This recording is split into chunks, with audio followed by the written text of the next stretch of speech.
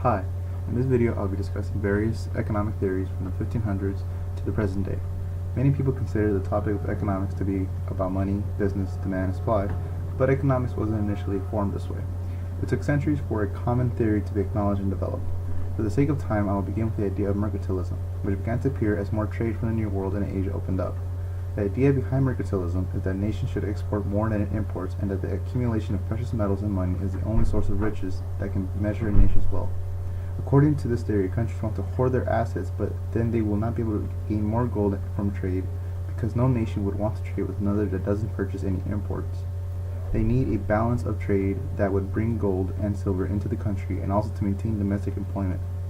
But government intervention could hinder this. The role of government in the economy led to the concept of the idea laissez-faire in the early 18th century. The advocation of laissez-faire began with a group in France called physiocrats. They believed that neither industry nor commerce generates wealth, but rather agricultural surpluses that incite rent, wages, and purchases to flow through the economy. This was due to the end of feudalism, and because most labor was in agriculture. The system focused on the needs of one person and the desires of another, and trade restrictions would present a barrier to a person's goals.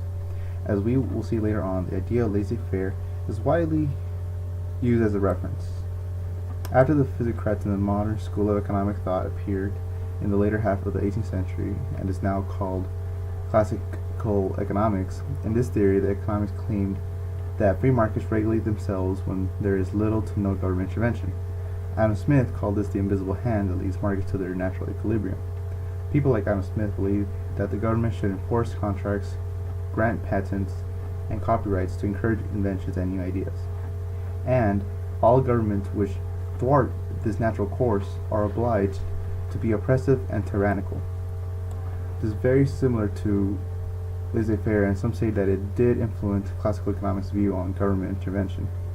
Now onto a more modern theory called Keynesian economics. As the name goes, this theory was formed by John Maynard Keynes in the 1930s. What is emphasized in this idea is that aggregate demand that is influenced by public and private decisions will affect output and inflation.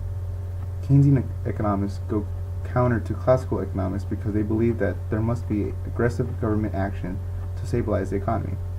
The change in ideology at this time can be thought as brought upon by the Great Depression of the 1930s. When an initial thought such as the free market being able to self-regulate doesn't perform, then we are willing to try new ideas and expand our knowledge. This is my discussion on economic theory from 1500 to modern time. Thanks, and see you next time.